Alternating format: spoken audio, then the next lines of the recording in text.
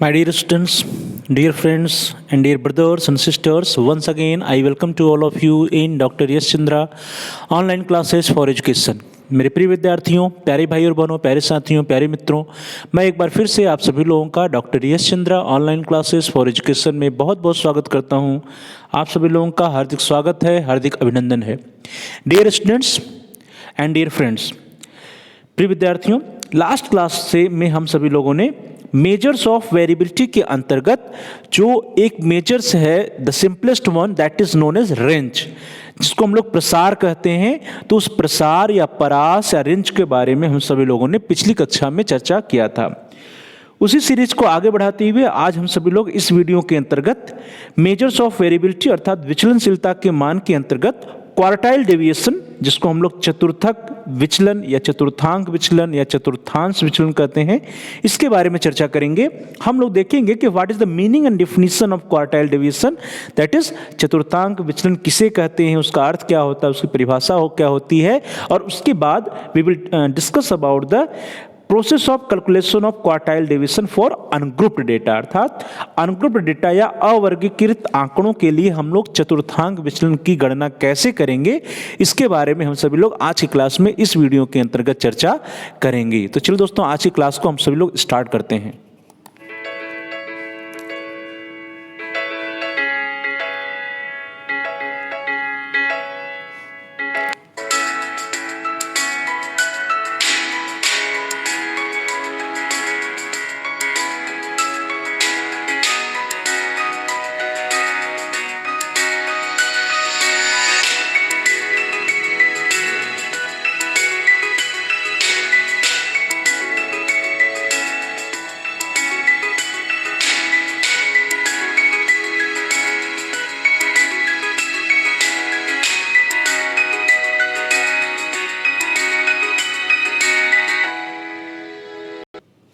चल दोस्तों, क्लास को स्टार्ट किया जाए। तो meaning and definition of quartile deviation अर्थात चतुर्थांक विचलन या जिसको हम लोग चतुर्थांश विचलन कहते हैं, चतुर्थांश विचलन, चतुर्थांक विचलन या चतुर्थक विचलन in the English, that is known as quartile deviation.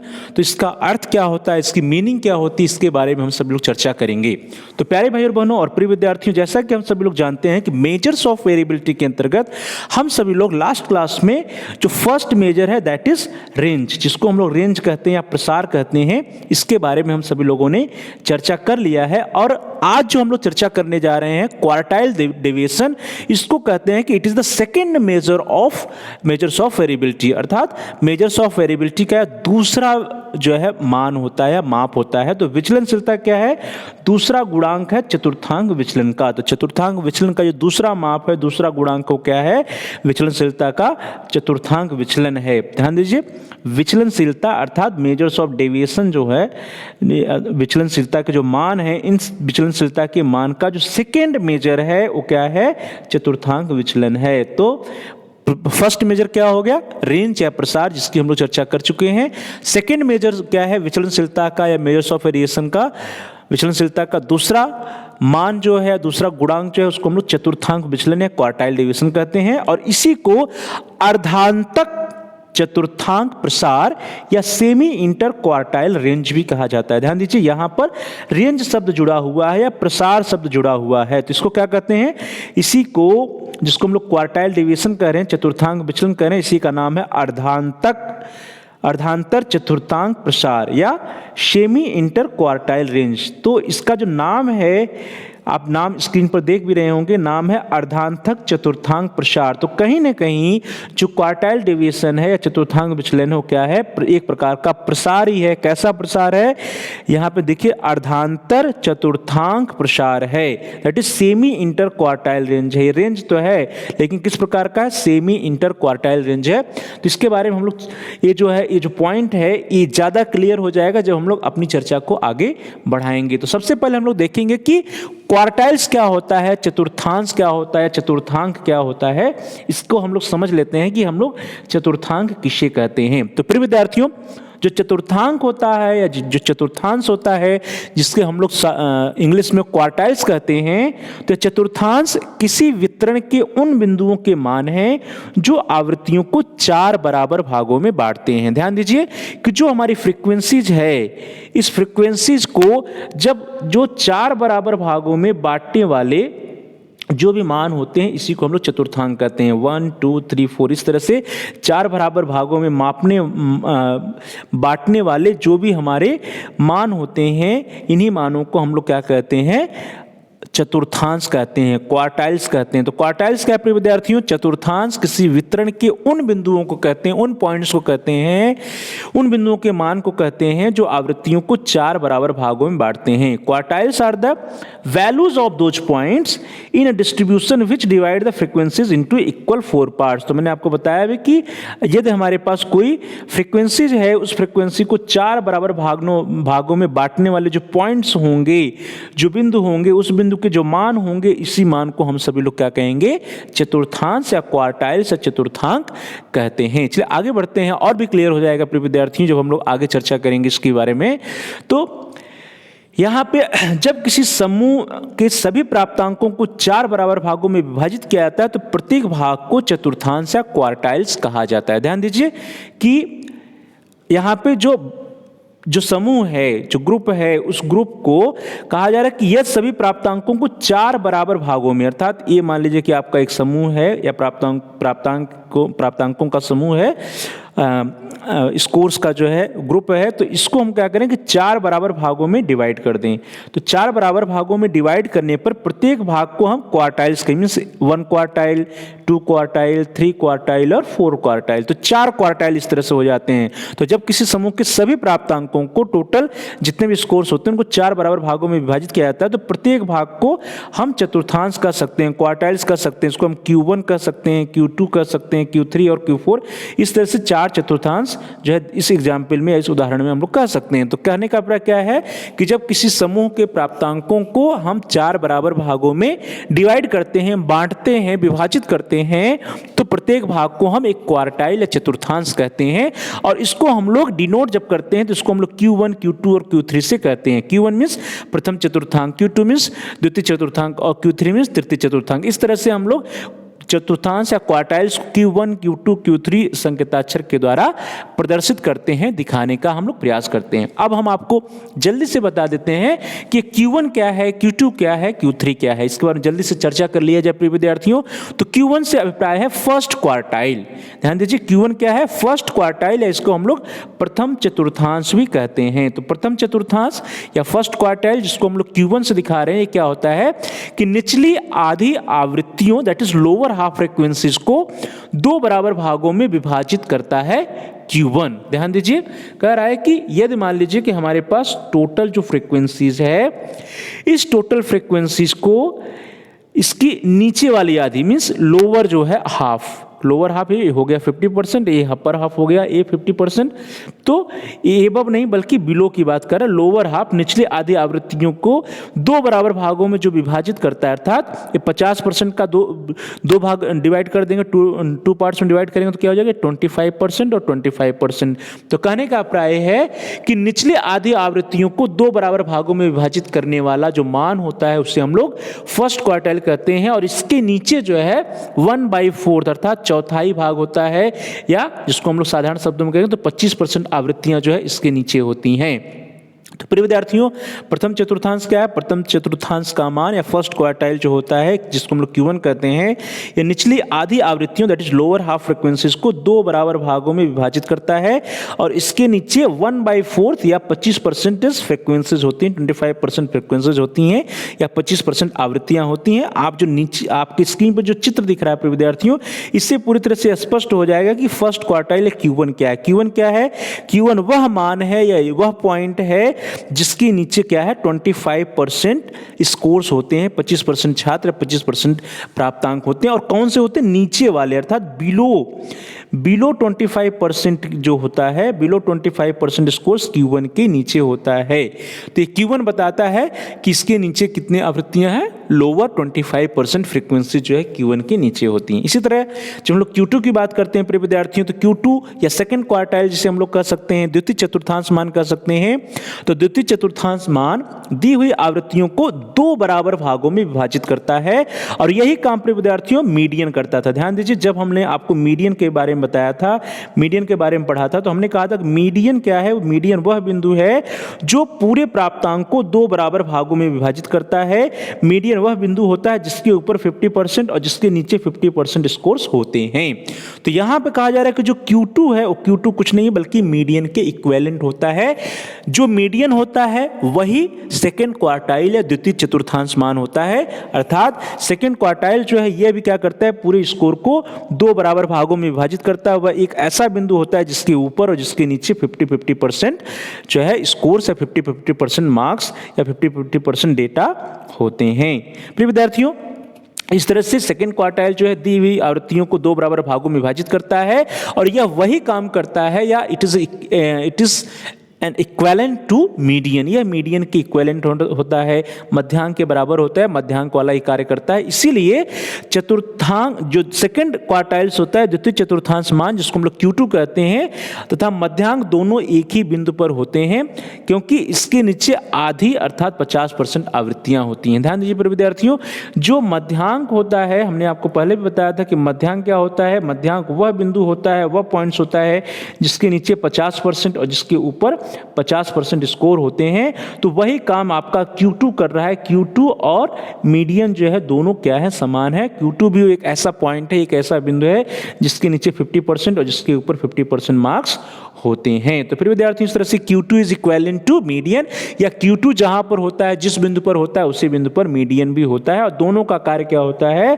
दोनों जो है पूरे स्कोर्स को, पूरे प्राप्तांक को 2 बराबर भागों में विभाजित करते हैं, जिसके ऊपर 50% और जिसके नीचे 50% स्कोर होते हैं। नीचे वाले जो है 50% स्कोर्स और ऊपर वाले 50% स्कोर्स को विभाजित करने का कार्य Q2 या मीडियन करता है। तो इस तरह से हम सभी लोगों ने Q2 या सेकंड क्वार्टाइल या जिसको हम लोग द्वितीय चतुर्थांश मान कहते हैं इसके बारे में देख लिया।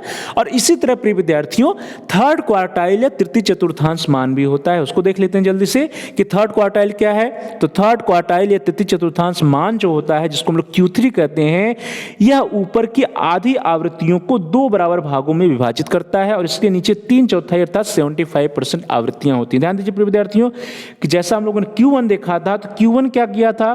Q1 ने लोअर 25% को जो है वो ऐसा बिंदु था जिसके नीचे 25% जो है निम्न आवृत्तियां थी। इसी तरह जो Q3 होता है प्रिय विद्यार्थियों, Q3 जो ऐसा बिंदु होता है जिसके ऊपर की 25% आवृत्तियां होती हैं। ध्यान दीजिए फिर से, Q3 और Q1 जो है यहाँ है, Q3 हमारा यहाँ है। तो Q3 जो है इसके ऊपर जो है ऊपर की 25% आवृत्तियाँ होती हैं और नीचे की जो 75% फ्रिक्वेंसीज होती हैं Q3 के नीचे होती हैं। जबकि Q1 ऐसा बिंदु था जिसके नीचे वाली 25% आवृत्तियाँ थी और ऊपर वाली 25% आवृत्तियाँ Q1 के ऊपर होती थी। तो ध्यान दीजिए प्रिय विद्यार्थियों, इस तरह से Q3 क्या है? यह ऊपर की आधी आवृत्तियों को 2 बराबर भागों में विभाजित करता है और इसके नीचे 3/4 या 75% आवृत्तियां होती हैं। ध्यान दीजिए, कहा जा रहा है कि जो Q3 होता है यह ऊपर की आधी आवृत्तियों अर्थात जो 50% फ्रीक्वेंसीज है, 50% फ्रीक्वेंसीज है, इसको जो है 2 बराबर भागों में विभाजित करेगा। जो 2 बराबर भागों में विभाजित करेगा ऊपर के 50% को, तो इधर 25 हो गया और इधर 25 हो गया, तो ऊपर के 25% आवृत्तियां इसके Q3 के ऊपर और इधर का 50 और इधर का 25 दैट इज 75% फ्रीक्वेंसीज इसके नीचे होती हैं। तो इस तरह से प्रिय विद्यार्थियों आप चित्र के द्वारा भी आसानी से समझ सकते हैं कि Q3 क्या है। Q3 एक ऐसा बिंदु है, एक ऐसा पॉइंट है जिसके ऊपर के 25% छात्र या 25% स्कोर होते हैं और उसके नीचे के 25 + 50 दैट इज 75% स्कोर Q3 के नीचे होते हैं। तो इस तरह से हम सभी लोगों ने देख लिया कि what is Q1, what is Q2, what is Q3 अर्थात फर्स्ट क्वार्टाइल किसे कहेंगे, सेकंड क्वार्टाइल किसे कहेंगे और थर्ड क्वार्टाइल किसे कहेंगे। प्रिय विद्यार्थियों, हम सभी लोगों ने मेजर्स ऑफ वेरिएबिलिटी में रेंज की बात की थी और रेंज में हमने कहा था कि highest score minus lowest score जो होता है उसी को हम लोग रेंज कहते हैं। तो यहाँ पर जो हमारा क्वार्टाइल डेविएशन है उसको भी इंटर क्वार्टाइल रेंज भी कह सकते हैं। तो यहाँ रेंज सब जुड़ा हुआ है। तो यहाँ पर कहीं ना कहीं जो हाईएस्ट क्वार्टाइल और लोवेस्ट क्वार्टाइल, उसके बीच का जो डिफरेंस होता है उसी से जो है संबंधित होता है हमारा क्वार्टाइल डेविएशन। तो ध्यान दीजिए, जिस प्रकार से उच्चतम तथा न्यूनतम प्राप्तांकों के अंतर को हम लोग टोटल रेंज या कुल प्रसार कहते हैं। ध्यान दीजिए, उच्चतम और न्यूनतम प्राप्तांकों, highest score minus lowest score is equal to range. तो उच्चतम प्राप्तांक तथा न्यूनतम प्राप्तांकों के अंतर को हम लोग टोटल रेंज या कुल प्रसार कहते हैं। ठीक उसी प्रकार से प्रथम तथा तृतीय चतुर्थांकों के बीच की दूरी अर्थात बीच के आधे प्राप्तांकों की दूरी के अंतर को अंतर चतुर्थांक प्रसार या इंटर क्वार्टाइल रेंज कहते हैं, और जिसका आधा अर्धांतर चतुर्थांक प्रसार कहलाता है। प्रिय विद्यार्थियों, इसको थोड़ा सा अब समझने का प्रयास करिए। कहा जा रहा है कि जैसे उच्चतम और न्यूनतम प्राप्तांकों के अंतर को हम लोगों ने कुल प्रसार कहा था, उसी प्रकार से जो हमारा कह रहा कि प्रथम और तृतीय चतुर्थांकों के बीच की दूरी, ध्यान दीजिए प्रिय विद्यार्थियों, कह रहा कि फर्स्ट क्वार्टाइल और थर्ड क्वार्टाइल के बीच की जो दूरी होती है, इस दूरी के अंतर को, इस बीच की दूरी अर्थात बीच की आधे प्राप्तांकों की दूरी के अंतर को चतुर्थांक प्रसार कहेंगे। मीन्स यहाँ Q1 से लेकर के Q3, ध्यान दीजिए प्रिय विद्यार्थियों, ये जो Q3 माइनस Q1 होगा, इसको क्या कहेंगे, इसके डिफरेंस को हम कहेंगे इंटर क्वार्टाइल रेंज या अंतर चतुर्थांक प्रसार। और इसके यदि आधा कर दिया जाए, Q3 माइनस Q1 का आधा कर दिया जाए, तो इसी को हम लोग कहते हैं अर्धांतर चतुर्थांक प्रसार। तो ध्यान दीजिए प्रिय विद्यार्थियों, अर्धांतर चतुर्थांक प्रसार क्या होता है, Q3 minus Q1 divided by 2। तो कहने का अभिप्राय है कि जैसे रेंज की गणना हम लोग कर रहे थे, उसी तरह से कुल मिलाकर के हम लोग क्वार्टाइल डिवीजन की भी गणना कर सकते हैं। जो चतुर्थांक विचलन या क्वार्टाइल डिवीजन होता है, यह प्रथम व तृतीय चतुर्थांकों के अंतर का आधा होता है। ध्यान दीजिए, जो Q3 minus Q1 divided by 2 कर देते हैं, तो यही जो आता है इसको हम लोग क्वार्टाइल डेविएशन कहते हैं या चतुर्थांक विचलन कहते हैं। तो प्रिय विद्यार्थियों, इस तरह से जो यहाँ पे जो प्रसार, जैसे हम लोगों ने रेंज या प्रसार की गणना की थी, उसी तरह से हम लोग क्वार्टाइल डेविएशन की भी गणना कर सकते हैं। रेंज में हम लोगों ने देखा था कि हाईएस्ट स्कोर और लोवेस्ट स्कोर के डिफरेंस पे हम लोग चर्चा कर रहे थे, लेकिन यहाँ पे जो हम लोग बात करेंगे क्वार्टाइल डेविएशन की, तो यहाँ पर जो highest quartile that is third quartile and lowest quartile that is first quartile या के ऊपर जो है क्वार्टाइल डेविएशन आधारित होता है। तो कहने का प्राय है कि प्रसार की तरह से चतुर्थांक विचलन या क्वार्टाइल डिवीजन भी केवल दो प्राप्तांकों that is Q1 and Q3 पर ही आधारित होता है। अर्थात जो क्वार्टाइल डिवीजन की हम लोग गणना करेंगे, वो क्वार्टाइल डिवीजन Q3 और Q1 इन्हीं दो मानों पर निर्भर होगा। इन्हीं दो मानों के आधार पर हम लोग क्वार्टाइल डिवीजन की गणना आसानी से कर सकते हैं। प्रिय विद्यार्थियों, जो क्वार्टाइल डिवीजन होता है, चतुर्थांश विचलन होता है, आवृत्ति वितरण में 75% तथा 25% के मध्य फैलाव का आधा होता है। ध्यान दीजिए कि जब हम लोगों ने चर्चा किया Q3 Q1 की, तो हमने कहा कि ये क्या है 25% है, इधर भी 25%, इधर 50% है। तो कारक चतुर्थांश विचलन आवृत्ति वितरण में 75% और 25% के मध्य पर, तो ये 25% और यहाँ से लेकर के यहाँ तक 75% है। तो 75% और 25% के जो बीच का फैलाव होता है, इसी फैलाव का आधा जो होगा, इसी को हम लोग क्या कहते हैं, क्वार्टाइल डेविएशन कहते हैं। दूसरे शब्दों में हम लोग कहें तो Q3 तथा Q1, Q3 जो होता है अपने विद्यार्थियों क्या होगा, 75% स्कोर से फ्रीक्वेंसी Q3 के अंतर्गत आती हैं, और Q1 जो होता है इसके अंतर्गत 25% फ्रीक्वेंसी जाती हैं। तो Q3 तथा Q1 के बीच के अंकों के वितरण के अंतर के आधे को चतुर्थांश विचलन कहते हैं। ध्यान दीजिए कि Q3 और Q1 के बीच का जो डिफरेंस होगा, जो अंतर होगा, उसको जब हम लोग डिवाइडेड बाई 2 कर देंगे, उसका आधा कर देंगे, उसका हाफ कर देंगे, तो जो मान आएगा उसी को हम लोग चतुर्थांश विचलन या क्वार्टाइल डिवीजन के नाम से जानते हैं। तो फिर विद्यार्थियों, इस तरह से मुझे लग रहा है कि आपका क्वार्टाइल डिवीजन का कंसेप्ट क्लियर हो गया होगा कि क्वार्टाइल डिवीजन चतुर्थांक विचलन किससे कहते हैं, और चतुर्थांक विचलन जो होता है, जिसको हम लोग इंग्लिश में क्वार्टाइल डिवीजन कहते हैं, इसको हम लोग Q संकेताक्षर से डिनोट करते हैं, Q फॉर क्वार्टाइल डिवीजन। तो क्वार्टाइल डिवीजन के लिए जो एक परिभाषा है जिसको कि गैरेट साहब ने दिया, उसको भी हम लोग जल्दी से देख लेते हैं कि गैरेट के अनुसार क्वार्टाइल डिवीजन चतुर्थांक विचलन आवृत्ति वितरण में 75वें तथा 25वें प्रतिशत या प्रतिशतांक या परसेंटाइल के मध्य पैमाने के अंतर का आधा भाग है। जो हम लोगों ने चर्चा किया वही चीजें हैं।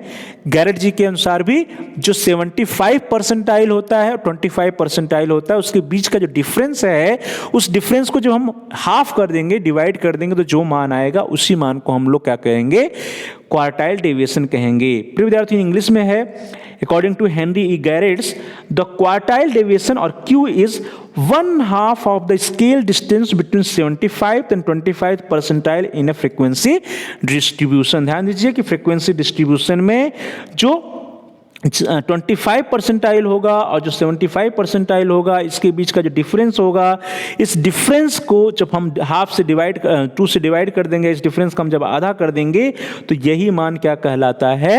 यही मान हमारा कहलाता है क्वार्टाइल डेविएशन। अब प्रिय विद्यार्थियों, जो परसेंटाइल की बात की जा रही है अकॉर्डिंग टू गैरेट, तो परसेंटाइल के लिए जो P25 होता है, अर्थात 25 परसेंटाइल या P75 जो होता है, इसका अभिप्राय है कि P25 एक ऐसा बिंदु है, एक ऐसा स्कोर है जिसके नीचे 25% जो है स्कोर्स होता है। इस तरह से P75 एक ऐसा बिंदु है, एक ऐसा स्कोर है जिसके नीचे टोटल 75% फ्रीक्वेंसी या 75% स्कोर्स होते हैं। तो प्रिय विद्यार्थियों, गैरेट के अनुसार 25 परसेंटाइल या 25वां प्रतिशतक या प्रतिशतांक, जिसको हम लोग Q1 कहते हैं, या प्रथम चतुर्थांश या फर्स्ट क्वार्टाइल भी कहा जाता है, प्राप्तांकों के पैमाने पर वह बिंदु या वह पॉइंट होता है जिसके नीचे 25% प्राप्तांक होते हैं। जैसा मैंने आपको बताया कि क्या है, Q1 या P25 परसेंटाइल 25 वह बिंदु है जिसके नीचे क्या है, 25% स्कोर्स होते हैं। इसी तरह से P75 या जिसको हम लोग Q3 कहते हैं, यह वह बिंदु होता है जिसके नीचे क्या होता है, 75% स्कोर्स या 75% प्राप्तांक होते हैं। तो प्रिय विद्यार्थी, इस तरह से गैरेट जी के अनुसार Q1 या 25 परसेंटाइल वह बिंदु है, वह पॉइंट है जिसके नीचे 25% प्राप्तांक होते हैं, और इसी तरह से Q3 या P75 वह बिंदु है जिसके नीचे 75% स्कोर या 75% प्राप्तांक होते हैं। चल दोस्तों, जल्दी से हम लोग चेक कर लेते हैं कि देख लेते हैं कि फॉर्मूला ऑफ क्वार्टाइल डेविएशन या क्वार्टाइल डेविएशन या चतुर्थांक विचलन की गणना करने का सूत्र क्या होगा, फार्मूला होगा। जल्दी से उसको हम एक चित्र के माध्यम से समझने का प्रयास करते हैं। ध्यान दीजिए कि यहाँ आपके चित्र में Q1 दिखाया गया है। Q1 वह पॉइंट है जिसके नीचे 25% छात्र है। Q3 वह पॉइंट है जिसके नीचे 25 और प्लस 50 दैट इज 75% छात्र है, और ऊपर के 25% छात्र Q3 के ऊपर है। कहा जा रहा है कि क्वार्टाइल डिवीजन क्या होता है, Q3 और Q1 के बीच का अंतर, अर्थात Q3 माइनस Q1 करेंगे तो उसके बीच का जो अंतर आएगा, वही जो है उस जो अंतर आएगा उस अंतर का हाफ जो होता है वो क्वार्टाइल डिवीजन होगा। तो जो अंतर आता है प्रिय विद्यार्थियों Q3 और Q1 के बीच का, वो होता है 2Q, अर्थात डबल क्वार्टाइल डिवीजन इंटू 2। अब उसको जो हम 2 से डिवाइड कर देते हैं तो Q आ जाता है, अर्थात क्वार्टाइल डिवीजन आ जाता है। तो सिंपल साधारण शब्दों में हम लोग कहें तो क्वार्टाइल डिवीजन की गणना करने के लिए जो फार्मूला होगा वो आपकी स्क्रीन पर है कि क्वार्टाइल डिवीजन है Q equal to Q3 minus Q1 divided by Q2, Q3 minus Q1 divided by 2 is equal to quartile division. और इसी को यदि हम लोग परसेंटाइल में देखना चाहें तो परसेंटाइल में भी हम लोग कह सकते हैं कि quartile division is equal to P75 minus P25 divided by 2, जहां पर आप देखेंगे कि Q3 is equal to P75, Q1 is equal to P25। तो क्वार्टाइल डिवीजन का जो फार्मूला है वो आपकी स्क्रीन पर है। बहुत सरल प्रिय विद्यार्थियों, क्या है कि क्वार्टाइल डिवीजन है Q is equal to Q3 minus Q1 divided by 2, और quartile division that is Q is equal to P75 minus P25 divided by 2।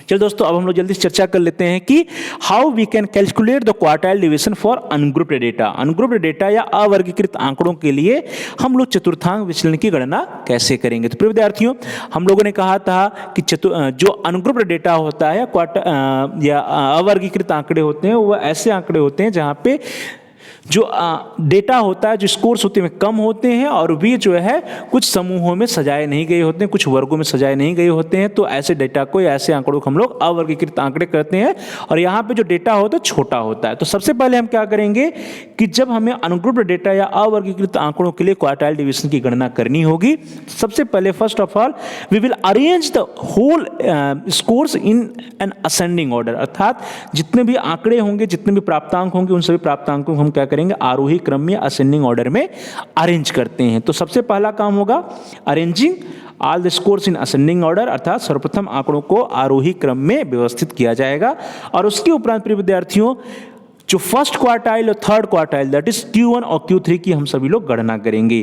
तो Q1 और Q3 की गणना की जाएगी, और Q1 और Q3 की गणना कैसे करेंगे, इसके लिए एक फार्मूला है। फार्मूला आपकी स्क्रीन पर है विद्यार्थियों कि Q1 की गणना करने के लिए प्रथम चतुर्थांश या first quartile that is Q1 equal to n/4 plus 0.5वां प्राप्तांक, n/4 प्लस 0.5वां प्राप्तांक, या इसको हम लोग इंग्लिश में कहें तो n/4 प्लस 0.5 फिफ्थ टर्म या फिफ्थ स्कोर्स, इस तरह से हम लोग कर सकते हैं। और इसी तरह से Q3 जो होगा प्रिय विद्यार्थियों, Q3 क्या होगा 3n/4 प्लस 0.5वां प्राप्तांक या 3n/4 प्लस 0.5 फिफ्थ टर्म या फिफ्थ स्कोर। तो इस तरह से हम सभी लोग क्वार्टाइल डेविएशन की गणना आसानी से कर सकते हैं। और इसके उपरांत जब हम लोग Q1 और Q3 की जांच कर लेंगे तो हम लोग क्वार्टाइल डेविएशन का जो फार्मूला होता है उसका प्रयोग करेंगे अंत में। और जो क्वार्टाइल डेविएशन का फार्मूला बहुत ही सरल है, आप सभी लोग जान रहे हैं कि quartile deviation equal to Q3 minus Q1 divided by 2। तो इस तरह से विद्यार्थियों हम सभी लोग आसानी से गणना कर सकते हैं Q या क्वार्टाइल डेविएशन की।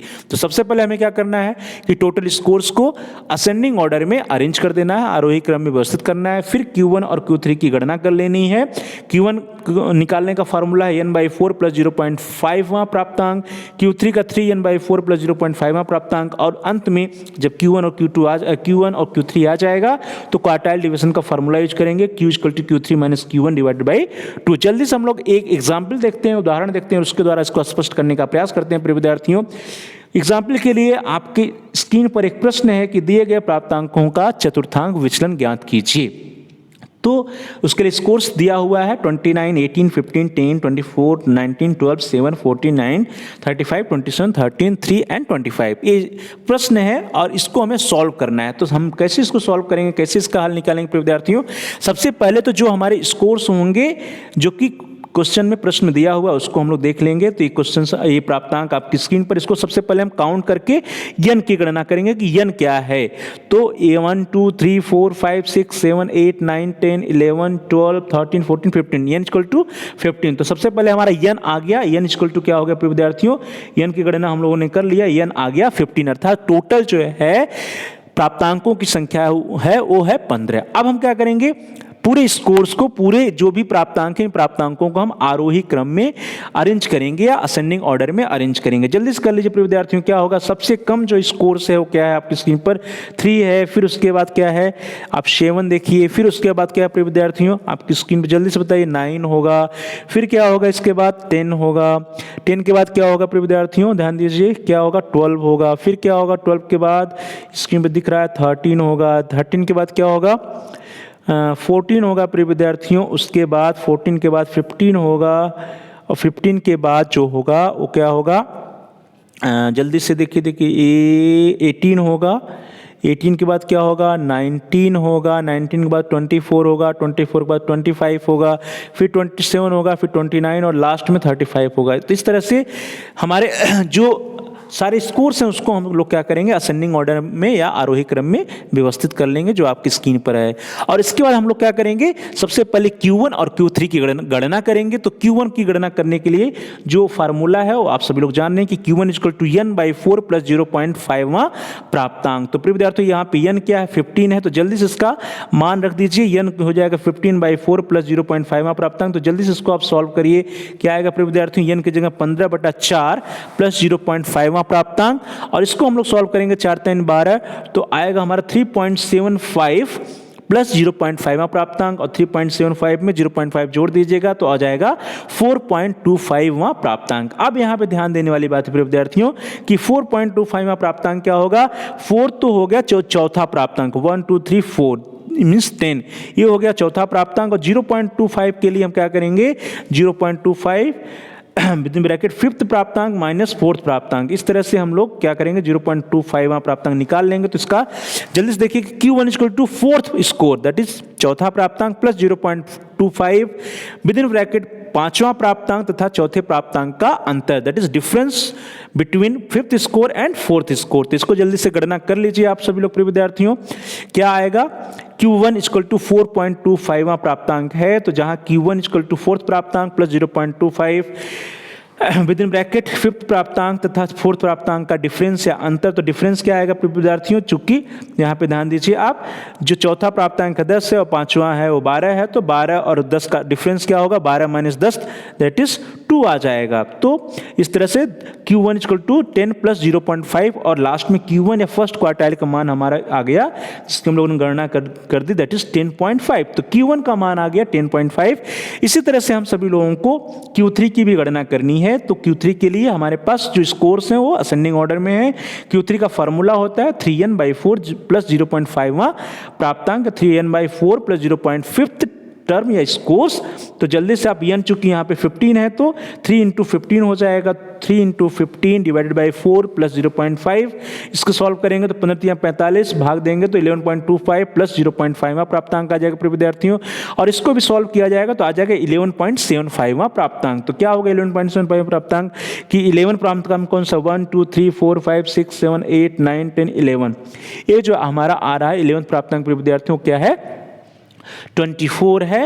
और जो 0.75वां प्राप्तांक हो क्या हो जाएगा, 0.75 into difference of 12th and 11th scores. तो कैसे गणना करेंगे देख लीजिए, Q3 equal to 11th score या 11वां प्राप्तांक प्लस 0.75 इंटू 12वां तथा 11वें प्राप्तांक का अंतर, दैट इज 25 और 24 के बीच का जो डिफरेंस है, इसका 0.75 जो होगा वो इसका मान आएगा। तो Q3 इक्वल टू हो जाएगा प्रिय विद्यार्थियों 11.75वां प्राप्तांक, Q3 इक्वल टू 11वां प्राप्तांक प्लस 0.75 12वें तथा 11वें प्राप्तांक का डिफरेंस।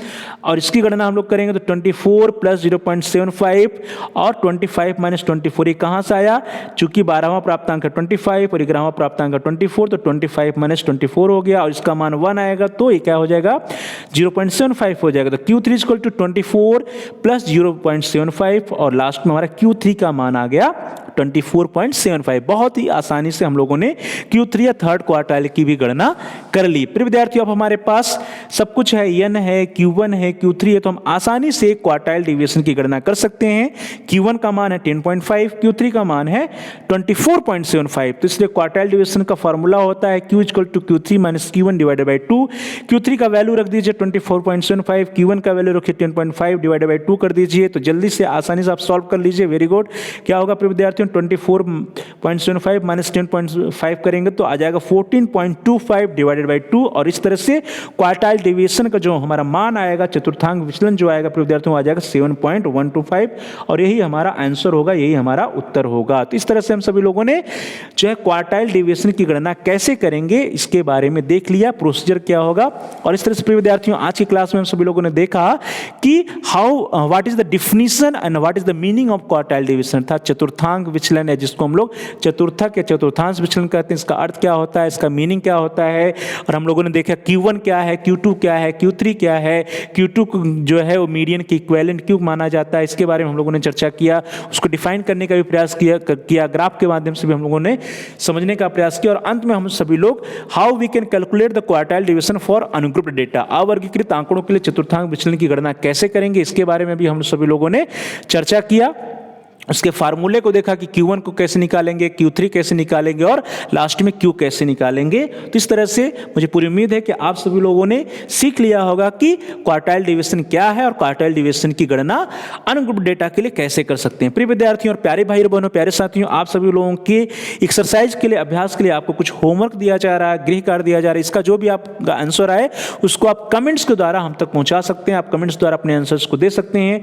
फर्स्ट होमवर्क है, पहला प्रश्न है कि निम्नलिखित प्राप्तांकों का चतुर्थांक विचलन ज्ञात कीजिए। इसके जो स्कोर्स हैं वो आपकी स्क्रीन पर 9 है, 15 है, 17 है, 10 है, 8 है, 13 है, 6, 11, 7 और 12 है। प्रिय विद्यार्थियों इसी तरह से आपके लिए एक और होमवर्क है, क्वेश्चन नंबर 2 प्रश्न संख्या 2 कि दिए गए प्राप्तांकों का चतुर्थांक विचलन ज्ञात कीजिए।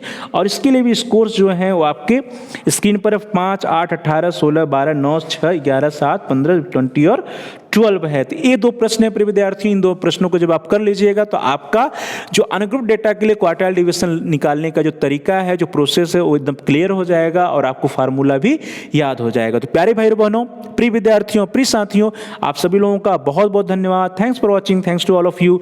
Please like, share and comment on the video. आप सभी लोग इस वीडियो को अधिक से अधिक लाइक करिए और अधिक से अधिक अपने दोस्तों में, फ्रेंड सर्किल में, मित्रों के साथ शेयर करिए, जिससे कि वे भी इस वीडियो का लाभ उठा सकें, उनका भी अध्ययन कार्य सुचारू रूप से आगे बढ़ सके और साथ ही साथ आप इस वीडियो पे कमेंट्स भी कर सकते हैं। कमेंट्स के द्वारा यदि आपका कोई बहुमूल्य सुझाव हो या कोई आपका प्रश्न हो या कोई समस्या हो तो उसको आप हम तक पहुंचा सकते हैं। हम आपके प्रश्नों का उत्तर देने का प्रयास करेंगे, आपकी समस्याओं का समाधान करने का प्रयास करेंगे और साथ ही साथ जो भी आपके बहुमूल्य सुझाव आएंगे उन सुझावों पर हम अनुपालन भी करने का प्रयास करेंगे। तो please like share and comment on the video, also subscribe the channel. आप सभी प्यारे भाई और बहनों में से, प्रिय विद्यार्थियों में से, प्रिय साथियों में से जिन लोगों ने अभी तक चैनल को सब्सक्राइब नहीं किया है, कृपया आप चैनल को सब्सक्राइब कर लीजिए, जिससे कि आप अपने कोर्स से रिलेटेड सभी एजुकेशनल वीडियोस को आसानी से प्ले लिस्ट में जाकर के देख पाएं। इसके लिए जरूरी है कि आप चैनल को सब्सक्राइब कीजिए और साथ ही साथ जहां सब्सक्राइब लिखा है उसके बगल में एक बेल का आइकन है, घंटी का आकार बना है। प्रिय विद्यार्थियों, ये तो लाल है, रेड है, तो उसको प्रेस करिए। उसको दबाने पर कुछ विकल्प आते हैं, उन ऑप्शंस में से, उन विकल्पों में से आप आल के ऑप्शन को सिलेक्ट कर लीजिए। इससे यह होगा कि आपके कोर्स से रिलेटेड जितने भी नए एजुकेशनल वीडियोस आएंगे उसकी सूचना, उसकी इन्फॉर्मेशन, उसके नोटिफिकेशंस आपको समय से मिल जाएगा और आपका कोई भी वीडियो मिस नहीं होगा। तो प्यारे भाई और बहनों, प्रिय विद्यार्थियों, प्रिय साथियों, please like share and comment on the video, also subscribe the channel and press the bell icon all. Thanks for watching, thanks to all of you. आप सभी लोगों का बहुत बहुत धन्यवाद और हम सभी लोग जल्द ही मिलेंगे अगले वीडियोस में मेजर्स ऑफ वेरिएबिलिटी का अगला मेजर्स ऑफ वेरिएबिलिटी से रिलेटेड अगले वीडियो को लेकर के। और अगले वीडियो में हम सभी लोग चर्चा करेंगे कि how we can calculate the quartile deviation for grouped data. Grouped data या वर्गीकृत आंकड़ों के लिए हम सभी लोग कैसे जो है क्वार्टाइल डेविएशन या मानक विचलन की क्वार्टाइल डेविएशन की गणना कर सकते हैं, चतुर्थांक विचलन की गणना कैसे हम सभी लोग कर सकते हैं, इसके बारे में हम सभी लोग अगले क्लास में या अगली वीडियो में चर्चा करेंगे। तब तक के लिए आप सभी लोगों का बहुत बहुत धन्यवाद। नमस्कार।